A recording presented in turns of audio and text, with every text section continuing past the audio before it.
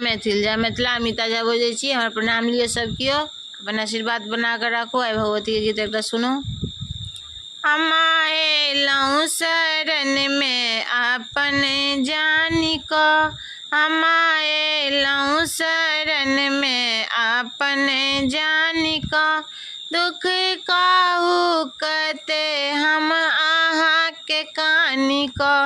दुख काहू कते हम आहा के कानी को,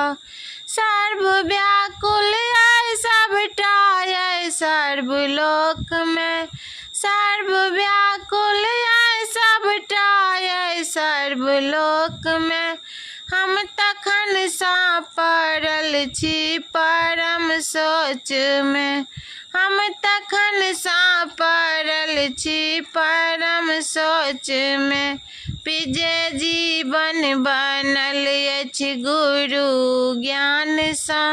विजय जीवन बनल अछि गुरु ज्ञान सा, दुख काहू कते हम आहा सकानी को, दुख काहू कते हम आहा सकानी को, अम्मा एलौं शरण में अपन जानी को, अम्मा एलौं शरण में अपन जानी को, दुख काहू कते हम आहा सकानी को,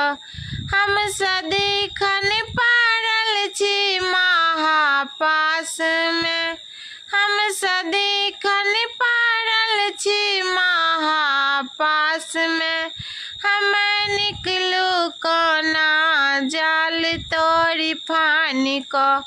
हम निकलू कोना जाल तोरी फानी को, हम पापी जे छी अहाँ जनिते तो छी, हम पापी जे छी अहाँ जनिते तो छी, तखन सुतल किए छी जे तानी तानी को, तखन सुतल किए छी जे तानी तानी को, हम एलौं शरण में अहाँ के जानी को, दुख काहू कते हम अपने कानी को, दुख काहू कते हम अपने कानी का, सर्व व्याकुल आय सबटा आय सर्वलोक में, सर्व व्याकुल आय सबटा आय सर्वलोक में, हम तखन सा पड़ल छी परम सोच में, हम तखन सा पड़ल छी परम सोच में, अम्मा एलौं शरण में अहाँ के जानी को, दुख काहू कते हम अपने कानी को।